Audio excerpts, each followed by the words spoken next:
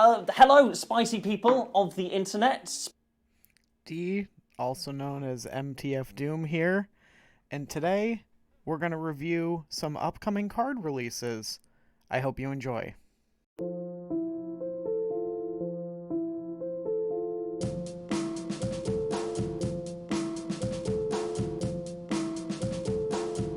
Hello and welcome back.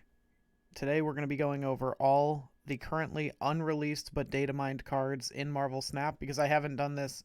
A lot of content creators do this kind of like every month when new cards are data mined. I'm a couple months behind, having just sort of started this channel.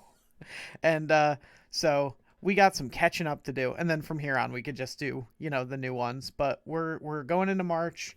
The season's ending soon. Some of these are even going to get implemented. We'll go over which ones those are, and then which ones are just going to be coming out in perpetuity, and trying to get hype on this distinctly unhype game. This often unhype game. So, yeah. Before we get into it, we're shooting for 420 subscribers. A million was a little ambitious. So 420 is our arbitrary next goal. So you can help me hit that by hitting subscribe down below and joining the soft legion that is people who enjoy my content. I don't know. We don't have a name yet. Give me a name down below for people who enjoy my content. I don't know. All right. We got, we're just going to go in alphabetical order because that's how they are here, and I ain't rearranging them in any meaningful way. We got a Marvel Snap Zone. You can sort by unreleased.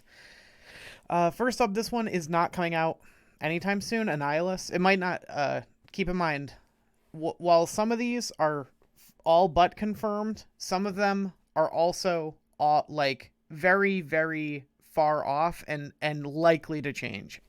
I know, like, even some of the ones we're going to talk, I remember seeing some of these and them having different effects the first time I saw them to now.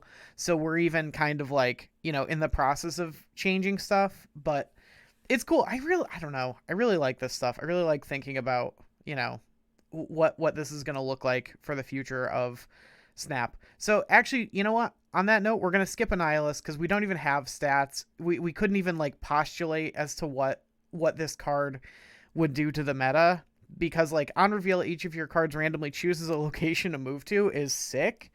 If it's a 6 cost, it's different than if it's like a 3 cost, and so I don't really know how I would even talk about this. All right, then we got Black Knight. When this card is destroyed, draw a card. 1, sick art. First time I've seen a base card that I'm like, genuinely, that's really cool artwork. So I like that. If you haven't seen, they're also doing a steampunk variant drop. Like, what was it, last season? If you got a collector's cache, you could random into a variant. Like, my rogue is the winter variant. It's like her like throwing a snowball basically. And the current one is a steampunk variant drop. So anytime you open a collector's cache, you can get one of like 4 or 5 cards as a steampunk variant, and they all look really good. They remind me of this card, this art. So this Black Knight, first and foremost, sick artwork. That's the most important thing. Then we have, it's a 1/2. When it's destroyed, draw a card. People don't really play Angel. I play Angel because I like the increased consistency. Black Knight is basically the same thing in a lot of ways. Like, Angel draws itself and plays itself. Black Knight draws another card, and neither of them are being played for their stat line. They're being played specifically for destroying stuff. And Black Knight just increases your consistency. If you're just going to play any 1 cost and try to Killmonger, Carnage, or Deathlock it, and it doesn't matter what that 1 cost is, you might as well increase the odds of you hitting your payoff cards, like with, Black Knight. This is going to end up just being like, right now it's, what's her name? Squirrel Girl is like the go-to 1 drop, and she's going to continue to be, but then, there's like debate. Is it Nova? Is it Angel? Is it Black Knight? And it's just like, is it Hood? And you're just going to be able to pick any of those. Like, if you have Hood and you value that, you'll pick that. And if you end up getting Black Knight before Hood, you'll probably play Black Knight and whatever. So this card isn't going to change anything like stupendously, but in the decks where you're destroying stuff anyway, and it's just like, okay, it feeds the carnage and it draws you into like your combo pieces. Cool. Like, awesome. Big fan of that. We've got Blink and 3/1. You can move this each turn when it moves +1 power. This, we just talked about a movement deck. This is really kind of what the movement deck is looking for. I don't know if it's good enough because of like how bad it is on turn 5 and 6. You know, it's like still okay. No, it's not. You really need it to move like all the times that it can move, right? You really do, for it to do what you need it to do. But if you can, I don't know. It's, you know what it probably is? It's probably, I like this card because what it probably does is just like makes like a package of like Kraven plus Polaris plus this like maybe viable, right? Basically, this card enables like some amount of movement cards without needing to go all in, which is cool. I think that's what the movement deck struggles with, is how all in it really has to go in a lot of ways. Although I've seen some success with like just Iron Fist and Vulture and like Miles Morales, which is cool. Like, that's a cool piece of tech. But this is the same kind of thing. Like, it's just because it's repeatable and that deck needs repeatable effects. I'm a big fan of this. I don't think it'll be that good. I don't think it'll change the movement deck to be like a tier 1 deck, but I think it's really good for the game to have cards that are like this. They're reasonable statted, reasonable sized, reasonable effect, and it's just playing fair Marvel the Snapping and trying to win off the back of that. And you all know how much I love that type of card.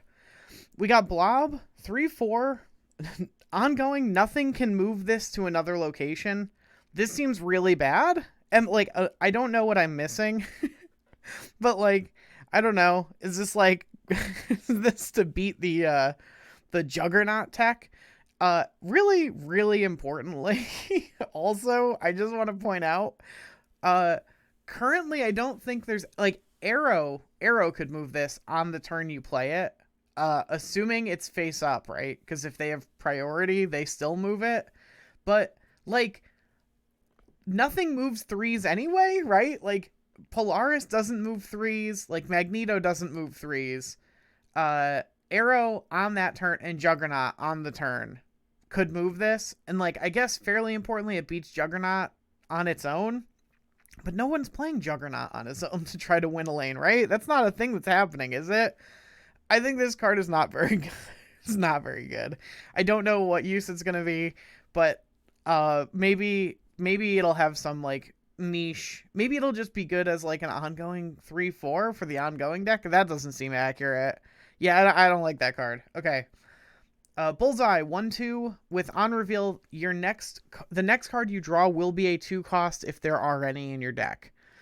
That's cool. Like, it doesn't have the Quicksilver effect, and so it gets progressively worse. In a lot of situations, like, it's sort of unplayable on 5 because, like, you know, unless you're in a combo deck that requires a certain 2-cost card. And also, I wonder how this interacts with Chavez. But even all that aside, I think if there's a combo deck that requires a specific 2-cost to go off, and it doesn't really matter what turn you get that 2-cost, then this card will be good, right? Oh, you know what? Maybe Hazmat. Maybe Hazmat will play. Maybe I will play this in Hazmat. Hazmat in general probably won't. But being able to, like, you know, if you drew Luke Cage and you can play this to like guarantee you get your Hazmat, that might be something. You know, it might be. It might be. Yeah, the fact of the matter is, if you play this on 1, it's probably very good, especially if it like guarantees a curve. If you're in like a Lockjaw deck or something where you want a lot of your heavier stuff, and this can like kind of help you smooth out your early game. But other than that, I don't see it. Other than those 2 situations, I don't see that seeing that much play. Elsa Bloodstone, 1/1 at the end of each turn. If you are winning this location, +1 power. Does she thematically in the comics have anything to do with Adam Warlock? I don't know, but it would be cool if she did, because I really like that effect. I think it probably still doesn't make Adam Warlock playable for what should be obvious reasons, but like this on 1 and your opponent didn't play anything there, and now she's a 1/2, which is like not great, but it's fine. But it like pressure, it's like this you know, who blinks first? Like, does your opponent now play their 2/3 into this lane, and then if you play your 2/3 or even your 2/2, you're still winning, and now else is a 1/3, and it's like, do I keep trying to beat this, or do I just like give up and like their else is gonna be like a 1/7? Like, I don't, you know, how do I like what's the but the other side is that like she is a 1 cost, so we all know. Like, 1 costs are the things that get destroyed. They're the mooks of this game. Like, the 1 costs, it's just 1 cost genocide out here. You know, no one's safe. Everyone's getting hit. So, yeah, that's a definite downside. Much like Sunspot, she's probably just really good with armor and kind of okay not. And also like Sunspot, like good early and not very good late. But I like the design a lot.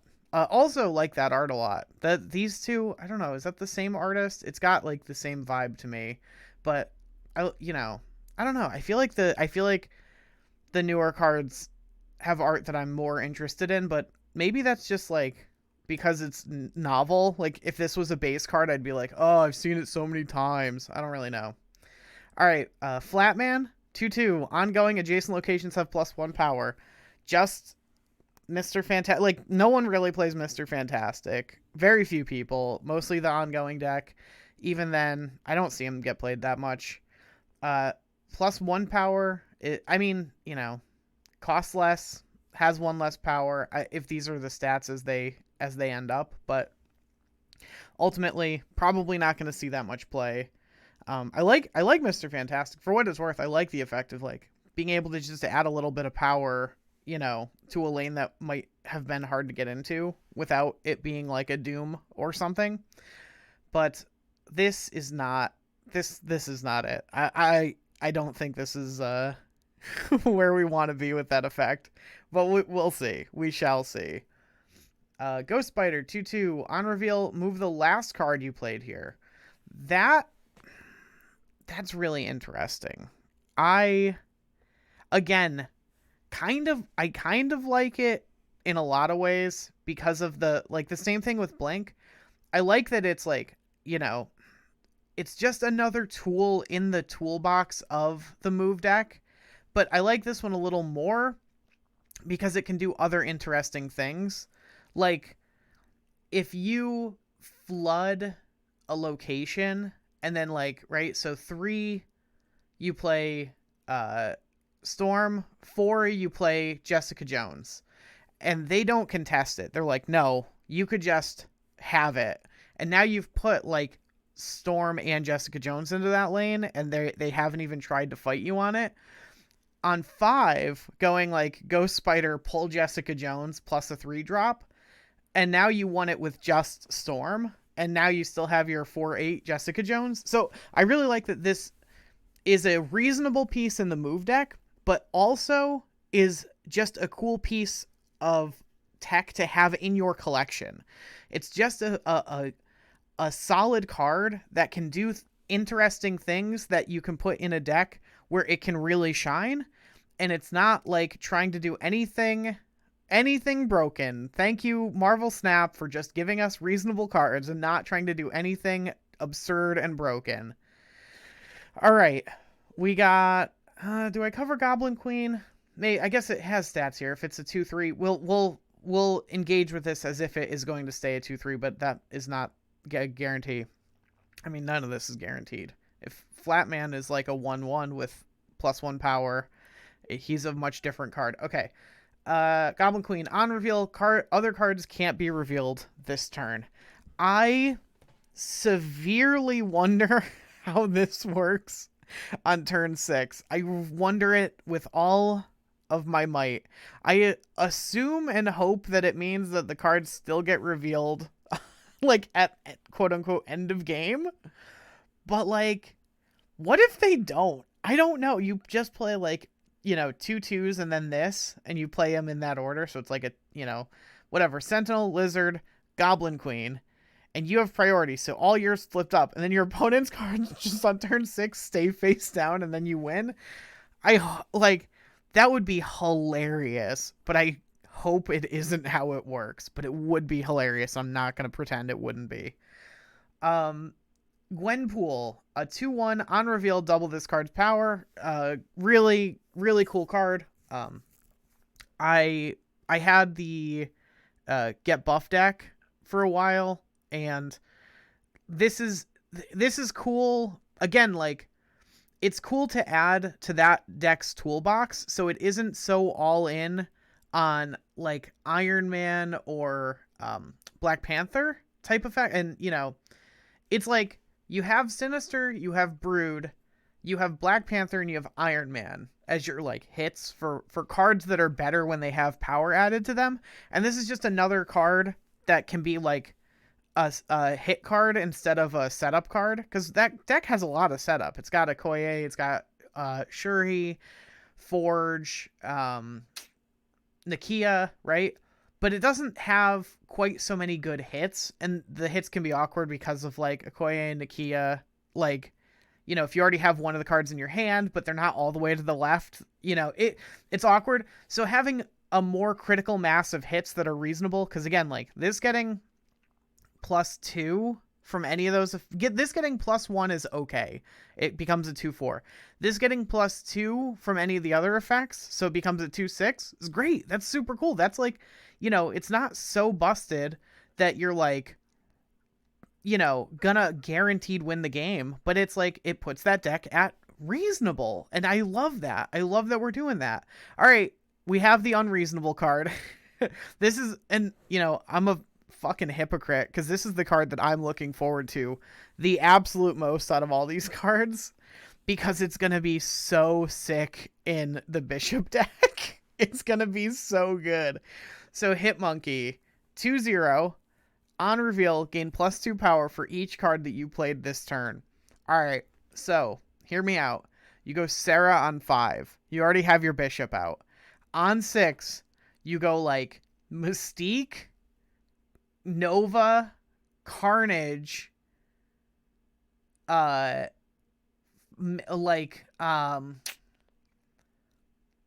Demon, what's another 2 that becomes a 1? It could be like Lizard, and then this, right? And you've played 7 cards.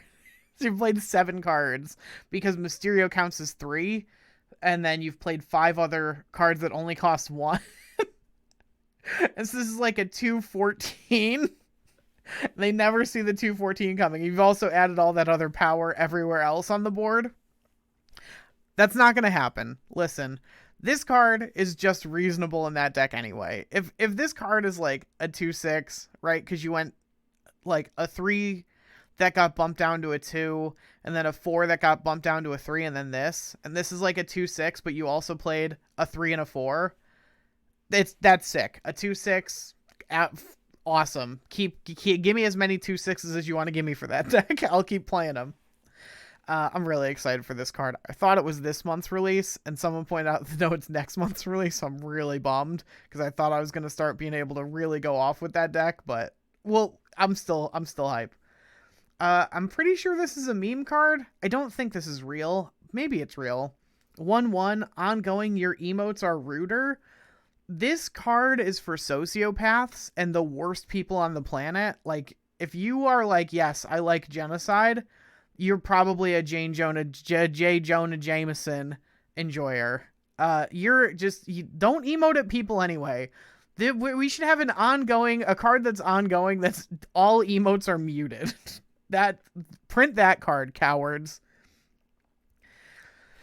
Jean Grey, 3/3, on reveal, the next card your opponent plays must be played here if possible. That seems really good. That's not next turn, that's the next card your opponent plays. This is just another iteration of Arrow. It's not quite as disruptive because they get they know that it's happening and they get the choice. But again, like in decks where you're like stacking power in one lane and your opponent's going to try to avoid fighting you there, Jean Grey like can really mess that up, especially if they don't have something that they can throw away. And even if they do, it's like, well, it took some amount of their energy off of a turn, but it can make their like turns really awkward. It can do a lot of really cool stuff. I really like this card. Again, it doesn't go in any one deck and break it. It more just is a good tool to have in the arsenal. In the zeitgeist of all cards, this is a great card to have. Jeff, his name's Jeff, is a 2/3.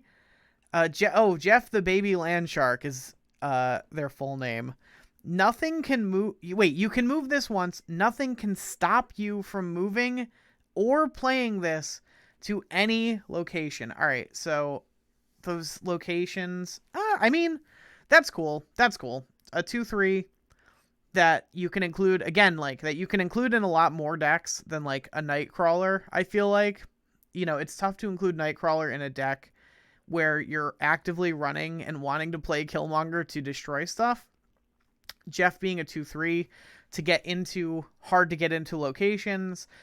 Also, like 3 stats is, a reasonable for a 2. If you're playing that, like, again, like I'm probably going to play and lose some amount of points for playing it in the Bishop deck, but I like this card. I really like the fact that your opponent can't just get you with fucking Professor X. Like, it's so bad. Like the when your opponent Daredevils and you're just like, do I really have to commit like a Lizard here and like a Sentinel here just so that they can't Professor X? And now they know, so now they can like, hobgoblin me. Like I hate the type of situations that Daredevil puts you in, because it's just like, are they just playing it for info, for like, snap equity? Or are they playing it as an active tool in a cheese toolbox? And Jeff can get back at Professor X, and I appreciate that about the little feller. All right, King Etri. That's what we're gonna call it, King Etri. On reveal, give the next card you play +4 power. Obviously, we saw Gwenpool up here. So this is a 5/7, which is like, okay, it's slightly below rate, but it's not like unreasonable. And so if you're just playing this as a 5/7, you're probably not winning. If you're playing it with card doubling effects, or you have to get some value out of this +4 power, or you aren't happy having played this. But being a 5 cost, it's also really hard to get value out of that. Like this is sort of like Sarah or Magic, just for the doubling effect decks, because like if you don't play it on 5, you don't really play it at all most of the time, unless something else has happened kind of weird. But yeah, this is a really cool effect. Again, like my favorite kind of card, very reasonable, probably makes that deck playable. I don't think that deck's playable. This might make it playable. This certainly combined probably make it playable. Big fan. Probably not that good. This could get bumped up to 4 here and then 4 here, so it's like a 5/8. That could happen. It would also put it on curve with Sarah, who's a 5/4 and kind of, a big game player for the deck that she's in. But that's all just, conjecture. We have Kitty Pryde, a 1/0 that you can return to your hand to gain +2 power. I assume this refreshes every time you play her. Like, you could just keep returning her for +2 power. So every turn you have the option to spend 1 energy in exchange for 2 power, right?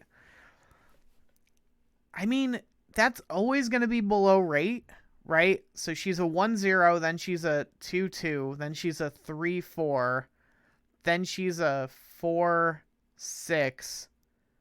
and then she's a 5-8, and then she's a 6-10.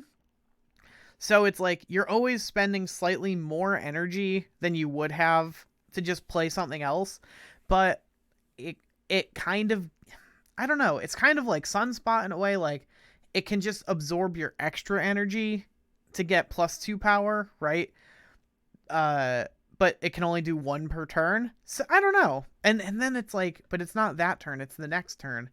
This is going to be really hard to use, but I bet it's going to have some use. I bet it's going to like, it's going to be a neat card to see what people do with it, but I don't think it's going to be very good. I think it could probably get bumped to 1 base power even, and then it would put it more on rate, like each time, right? Because then it would be like a 1-1, then a 2-3, then a 3-5, and that, like, I don't know. That might be more. I don't know. That might be too good. This runs like a razor line of, I can't tell if it's going to be like played quite a lot or not good at all. And I'm just not a good enough player to make that conjecture. All right. Oh my lord, there's so many. All right, you know what? This is going to be a 2-part. We're going to leave off on Kitty Pryde. And tomorrow we're going to do another one of these videos because we're already at like 27 minutes, even cutting out some goofing around I did. And we're probably going to be at like 25 minutes. So that's going to be it for today. We'll continue this. This is, like I said, this is catch up, and then they won't be this long going forward. But thank you all for watching. If you find my content elucidating, enlightening, or enriching, the best way to let me know is with a subscription and a comment. And I hope you have a great day, and I will see you all tomorrow.